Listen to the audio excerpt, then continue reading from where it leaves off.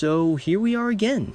Another day in Port Charles, another cup of lukewarm coffee on my desk, and honestly, another massive secret that is about to blow the roof off the Quartermain mansion. And I mean that literally. Or figuratively. Look, it's been a long week. The rain hasn't stopped. My eyes are burning from staring at screens. But I have to get this down because what I'm hearing, what my sources are screaming about, is huge. It's the kind of thing that changes everything. And it starts with something so small. A diaper change. Yeah, you heard me. A diaper change. Because that's how life happens, right? In the messy, quiet moments when you think nobody is watching, but somebody is always watching. Or in this case, finding something they were never ever supposed to see. So let's talk about Brook Quartermain. She's been through the ringer lately, hasn't she? We all know the drill.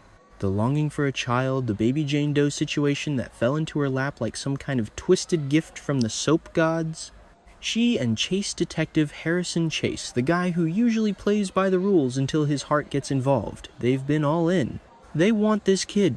They've been fostering, loving, losing sleep. Doing the whole new parent thing, even though the ink isn't dry on anything, and the kid is technically a doe. A mystery. A blank slate. Or so they thought. Because nothing in this town is ever a blank slate. Everyone has a history. Everyone has a crest. And that's where things get complicated. So picture the scene. It's quiet in the nursery. Or as quiet as it gets at the Q mansion, which is to say probably chaotic downstairs but hushed up in the baby's room. Brook is doing the mom thing. She's changing a diaper. Mundane stuff. The kind of stuff that grounds you. She's probably cooing at the baby, thinking about names, thinking about the future, thinking about how much she loves this little girl who came out of nowhere. And then she feels something. A lump. Not a medical lump, don't panic, but something hard tucked away. Hidden. Sewn, actually, that's the detail that gets me. Sewn deep inside the lining of the baby's blanket. The blanket that came with the kid. The one thing that connects this baby to her past. And Brook being Brook, she digs. She picks at the stitching. Maybe she thinks it's a sensor tag or something mundane. But it's not. She pulls out a bracelet. A tiny silver bracelet. Old silver. The kind that tarnishes if you don't polish it, but this one has clearly been handled with care at some point. It's small. Delicate. But it's heavy with meaning. And she looks at it. Really looks at it. And the air just leaves the room. I can imagine her breath hitching, that cold feeling washing over her skin. Because she sees the engraving. Delilah. That's the name. Etched. Right there. Delilah. Now that name alone is enough to send shivers down your spine if you've been paying attention to the whispers in town lately. We know Dante and Elizabeth have been sniffing around a Delilah case. We know that name is floating in the ether, attached to tragedy or mystery, or both. But a name is just a name, right? People name their kids all sorts of things. But then Brook turns the bracelet over. And this is the kicker. This is the part that makes me want to slam my head against the keyboard because it is just so... Port Charles! There's a symbol. A crest. And not just any crest. It's not the Quartermain Q. It's not the Cassadine crest. It's the Corinthos crest.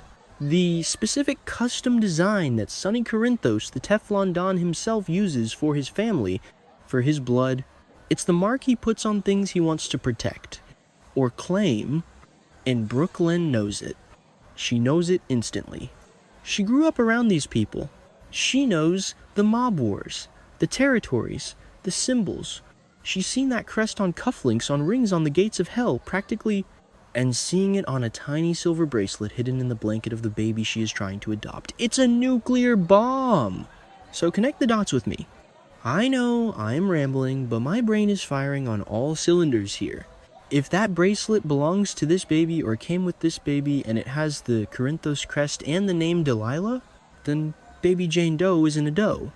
She's a Corinthos. She is the biological granddaughter of Sonny Corinthos. Let that sink in. Brook is standing there holding a dirty diaper in one hand and this silver smoking gun in the other. And she realizes she is holding Sonny's flesh and blood. and she knows exactly what that means. We all do. If Sonny finds out, if the mob boss of Port Charles discovers that his missing granddaughter, whoever her parents are, maybe a secret child of Morgan's, a lost child of Dante's from years ago, who knows, is sitting in the Quartermain mansion, he won't just ask for visitation. He will burn the world down to get that kid. He will take her. He will wrap her in that Corinthos protection that usually involves guards and danger and a life that Brooklyn and Chase are desperately trying to save this baby from. So panic sets in. Real visceral panic. Brooklyn isn't just scared of losing the adoption, she's scared of the war that this bracelet represents. The Quartermains in the Corinthos clan have a history that is, let's call it fraught, to be polite. It's bloody is what it is. And now Brooklyn is caught in the middle. She calls Chase. Of course she calls Chase. He's the other half of this. He's the cop. The moral compass. But he's also the guy who is already in love with this baby. So she shows him, and I hear the scene was intense. Hushed whispers. Frantic pacing. Brooklyn thrusting the bracelet at him, her hands shaking. Look at this. Do you see what this is? And Chase, poor Chase, he probably wants to file it into evidence. He wants to do the right thing. But then he looks at Brooklyn's face. He looks at the baby sleeping in the crib, this innocent little girl who has no idea she's royalty in the criminal underworld. And they realize the truth. If they report this, if they hand this bracelet over, the system will flag it. Sonny has ears everywhere. The PCPD is leaky. The social workers talk. If the name Delilah and that crest get logged, Sonny will know within the hour. And once Sonny knows, it's game over. He'll claim kinship. He'll have the lawyers, the power, the intimidation. Brooklyn and Chase, with their foster paperwork and their good intentions, will be steamrolled. They won't stand a chance against the grandfather clause, especially when the grandfather is Sonny Corinthos. So what do? This is the part that kills me. This is the human part. They don't call the cops. They don't call social services. They freeze. They look at each other and they make a silent pact. A pact born out of fear and love and desperation. They are going to hide it. Can you believe that Chase, the detective, is going to sit on evidence? Because that's what this baby does to people. She changes the rules. They are terrified that Sonny will snatch her away, that she'll grow up in a compound surrounded by bodyguards, that she'll be a target. They convince themselves that they are protecting her. That hiding her identity is the only way to give her a normal life. A life with music and picnics and safety, not car bombs and custody wars. But secrets in this town, they are like rot. They spread. They smell. And eventually, the floor gives out. So now we have Brooklyn and Chase walking around with this massive secret weighing them down. Every time they see Sonny at the Metro Court, at the gym, wherever they're going to be sweating bullets, they're going to be looking at him wondering if he senses it.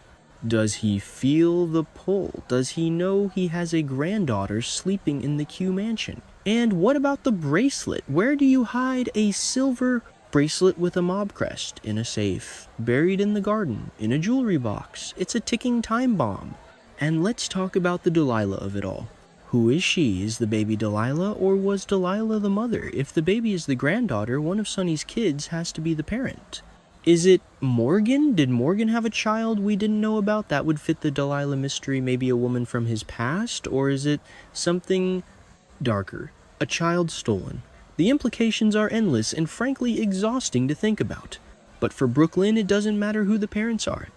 All that matters is who the grandfather is. And Sonny, man.